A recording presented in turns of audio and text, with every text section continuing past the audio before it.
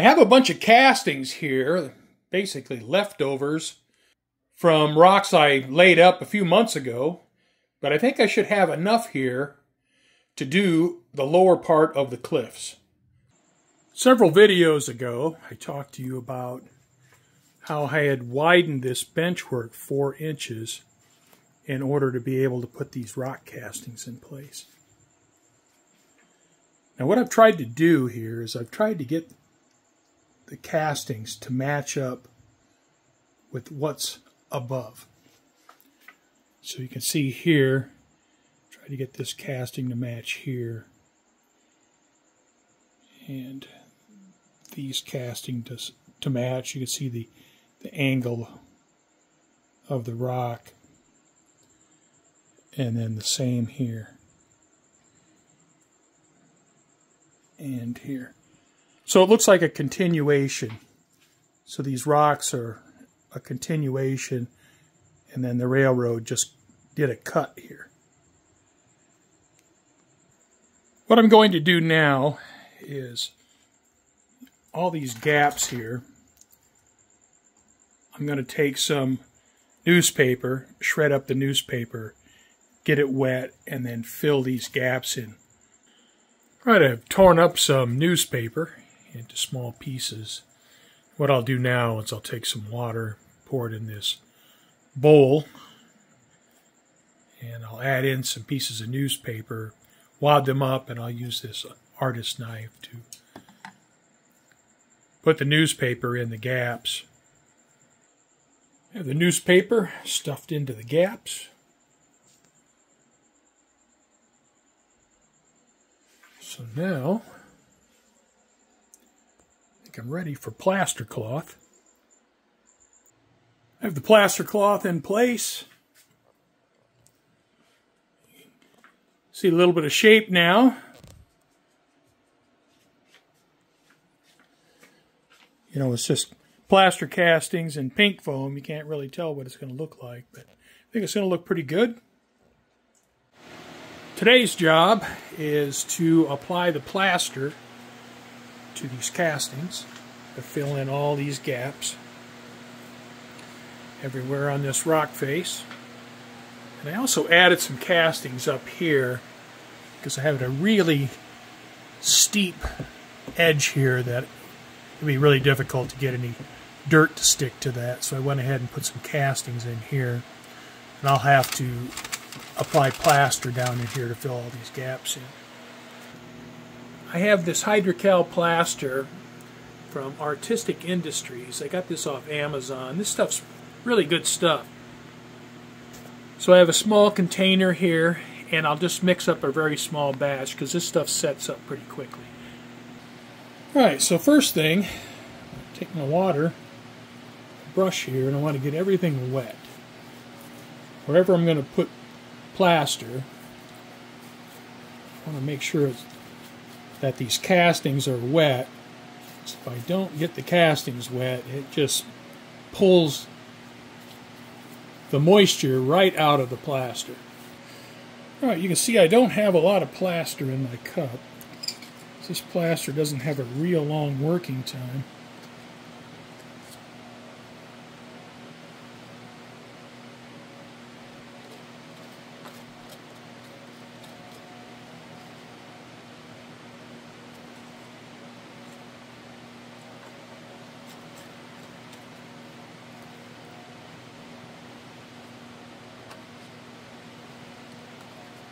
This plaster is a little bit wet.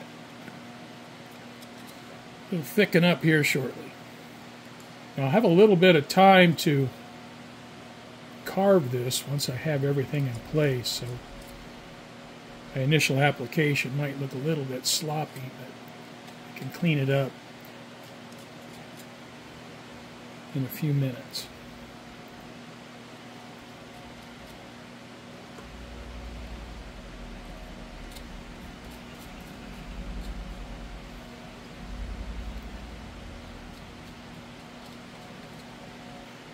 Alright, so I have my plaster applied. So now I'm going to go ahead and start carving it.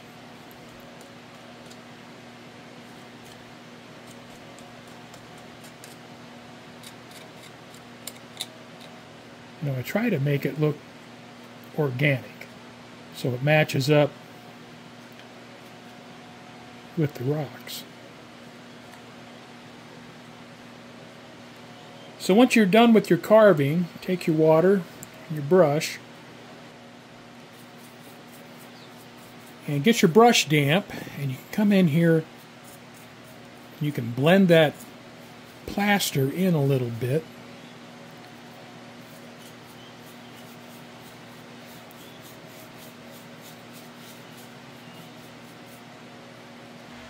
Have all the gaps filled on my rock face.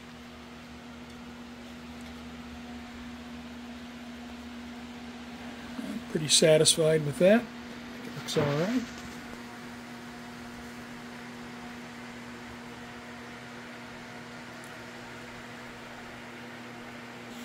I'm going to take some brown latex paint. I'm going to paint in up on the top here. Now this paint isn't an exact match to this, and it doesn't really matter. It just needs to be brown, so if I have a bare spot in my dirt, it's not white plaster. So I'll go ahead and get this applied. I'm going to let this all dry for a day, and tomorrow I'll start painting the rocks. I'm going to want to paint this tunnel portal while I'm working in this section. And so if I get a little bit of this base yellow on there, that's okay. I'm going to paint the tunnel portal the same as I painted the tunnel portal on the other side of the mountain. So it'll have a base gray color, but I can paint right over the top of this yellow. You know, a couple videos ago, I showed you how I extended the benchwork here, widened it by 4 inches, so I could put these rock castings here. I'm really glad I did that because I think these rock castings are going to add a lot to this scene. I have the base yellow color applied.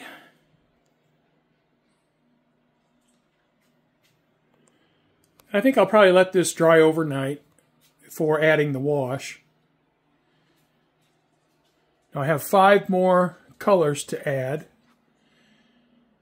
And these colors, plus the base color, were all custom mixed using brown, white, yellow, red, and a little bit of black craft paint.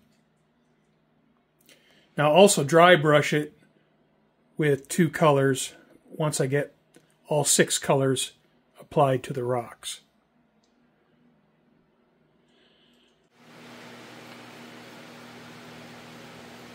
You know, I have to say that, you know, when I get to this point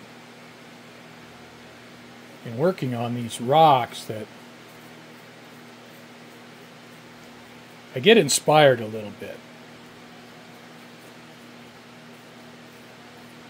So I want to get these rocks painted up and get this scene further along. You know, I want these rocks to match up with the cliff rocks up here. But I do get a little bit motivated, a little bit fired up. You know, the fantastic Bragdon molds that create these great castings. You know, when I apply this wash over these castings, and my wash goes down into the cracks and crevices and little recesses, it really highlights the casting. And on the castings like this that are pretty rugged, it just shows off how intricate the molds are. Well, my dark wash has had a few hours to dry, so the next step will be to apply what I call a base highlight. What this is the base color with some white added to lighten it up. And this matches the rock color on my photo backdrops pretty well. When I put this on my rocks, I want the rocks to look like they're in direct sunlight. So I'm going to want to do what I call a wet-dry brush when applying this paint. Now I'll take my brush and I'll put paint in the brush, but I don't want so much paint in the brush that when I press the brush up against the castings, that paint runs out. I don't want paint to run out, because I don't want the paint running out the brush and getting into my cracks and crevices where the wash is. And so what I want to do is just apply it to the tops of the rock castings, leave all the dark wash in the cracks and crevices. So I have my paint, get my brush in there. I want to get most of the paint out of the brush.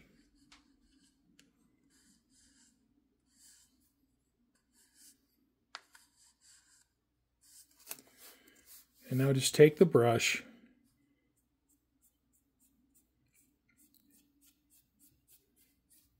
and apply the paint to the rocks, but I don't want the paint to get down in the cracks or crevices.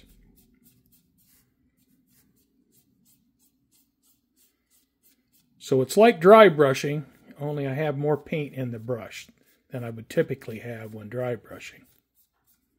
And our base yellow color, even after it has the dark wash on it, the base yellow color will now start acting as a shadow. And you can see like right here and right in here, here, the base yellow color is now our shadow. I can build up the paint in a couple different applications if I don't feel like I have enough coverage. All right, I'm getting ready to apply my 3 red rock colors. And this is the dark red rock color, the lower red rock color. But in this case, it's going to be the upper color because I have the dark red up here, and so I'm going to carry it over to the top of this lower section. Now this paint is thin, and it's thin enough where if I put on a light coat, the shadows from the wash should show through the paint. So I don't want to cover all that up. And you can see with this dark red where I'm just bringing it up along the top. And I just try to follow like a fault line. And I want to get enough paint on there where you can see the color, but I want to keep it thin because I don't want to cover up all that wash detail. And for the last red color, I'll add in a little bit of the orange.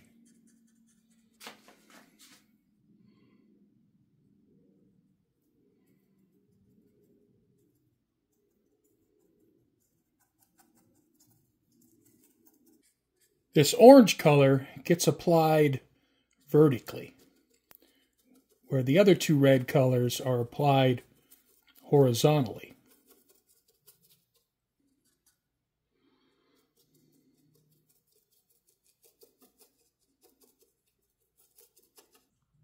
I have the 3 colors of red on, so I have to say I'm pretty satisfied with how that turned out.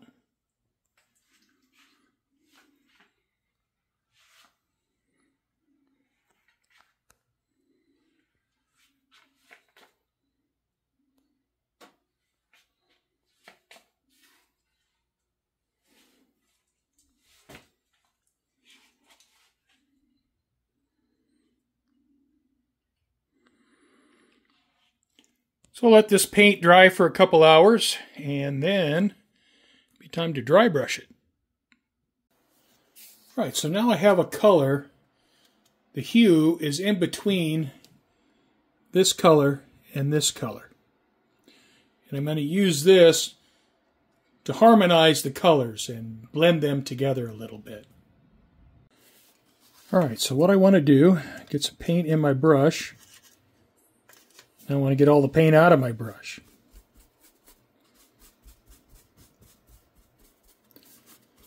It's called dry brushing because the brush is almost dry. All right, looking pretty good there. And you can see that most of the paint is out of the brush. Alright, now my initial few strokes need to be pretty light because I don't know how much paint I have in my brush.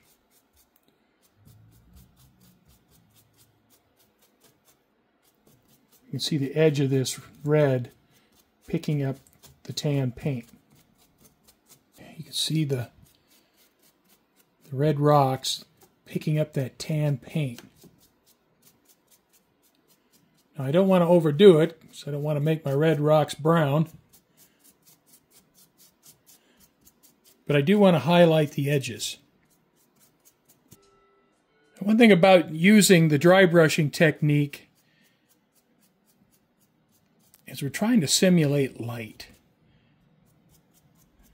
And oftentimes the edges of a surface will be bright where they pick up the light. Right, now I'm going to finish up with a pure white dry brush. Now it's not pure white because there's still a little bit of brown paint in my brush. And I did not clean my brush, because the brush needs to be dry. It can't have water in it. And again, initially, take some pretty light strokes. I don't know how much paint I have in my brush. Light strokes. And I want to stroke downwards in the direction of light. And now I'm picking up all these edges. And you want your brush to be pretty dry. So mostly you just want to pick up the high points.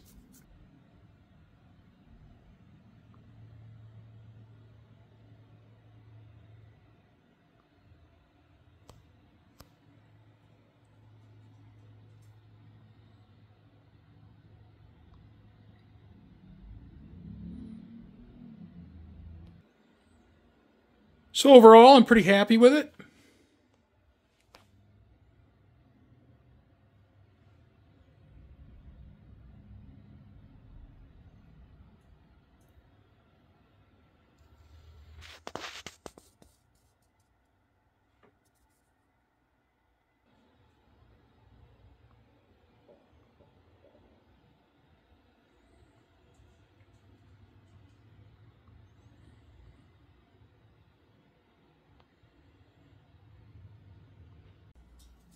Finish up this area, I'm just going to go ahead and put down a little bit of dirt.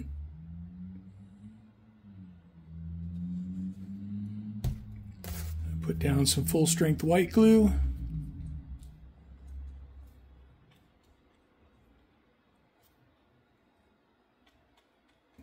Got some white glue down.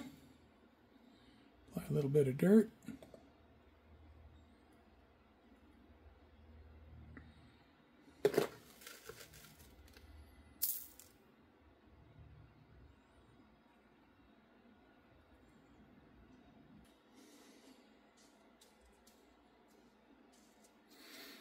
Press the dirt down into the glue. I'll let this glue dry for a few hours. Now I'm going to go ahead and apply dirt up here to the top. And I'm going to do it the same way. I'm going to use full strength white glue. Now spread that around. And then I'll sprinkle dirt on top of it. I have the dirt down in the lower cliffs area. So I'm going to let that full-strength white glue dry overnight.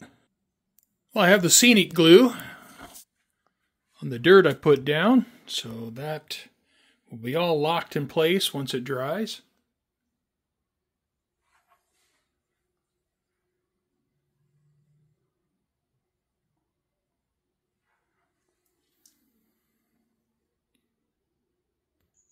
Scenic glue has dried for my ground.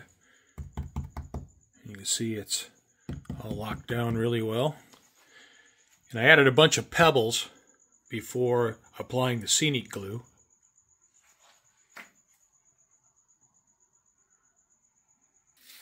Well, it wasn't something I was really planning on doing right now. But I think I'm going to go ahead and put down some static grass. You know, I kind of like to do things all of one thing and then do all of another thing, but some reason, I decided I was going to put down a little bit of static grass, and well, if I have a little bit down, I just might as well do this area.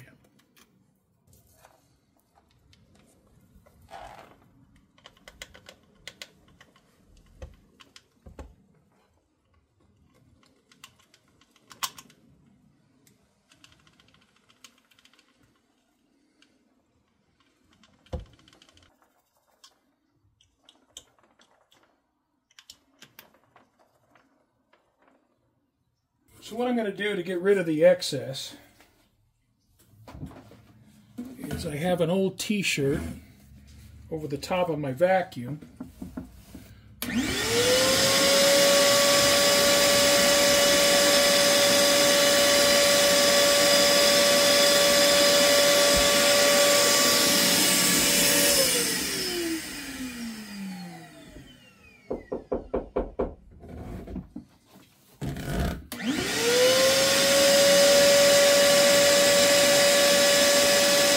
That'll pull up static grass that's not in the glue, and it also kind of lift up the grass so it stands up.